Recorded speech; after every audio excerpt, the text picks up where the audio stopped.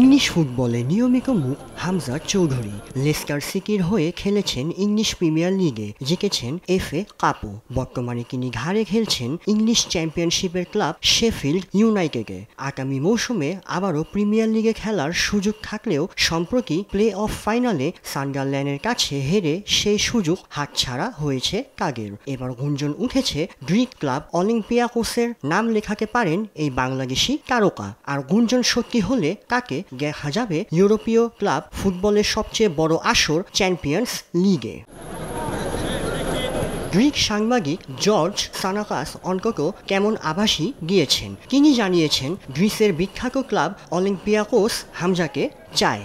বিউইন sport FM-কে এমন তথ্যই দিয়েছেন এই গ্রিক সাংবাদিক। এক সাক্ষাৎকারে তিনি জানান আগামী মৌসুমের জন্য শক্তিশালী স্কোয়াড গড়তে চাইছে অলিম্পিয়াকোস, আর এর জন্য বল উইনিং ও রক্ষণাত্মক গুণসম্পন্ন একজন মিডফিল্ডার দরকার, যে প্রোফাইলে পুরোপুরি মিলে যান বাংলাদেশি সুপারস্টার হামজা। লেস্টার সিটির সঙ্গে চুক্তি এখনও 2 বছর বাকি থাকলেও সানাকাস বলছেন হামজাকে দীর্ঘমেয়াদে রাখার পরিকল্পনা নেই ক্লাবটির। এই অবস্থায় অলিম্পিয়াকোস আগ্রহ দেখিয়েছেন কাকে নেওয়ার জন্য, যদিও আলোচনাটি এখনও প্রাথমিক পর্যায়ে আছে বলে জানা গিয়েছে। গ্রিক ফুটবলের সবচেয়ে বড় ক্লাব অলিম্পিকোস দেশটির লিগে রেকর্ড 48 বারের চ্যাম্পিয়ন তারা।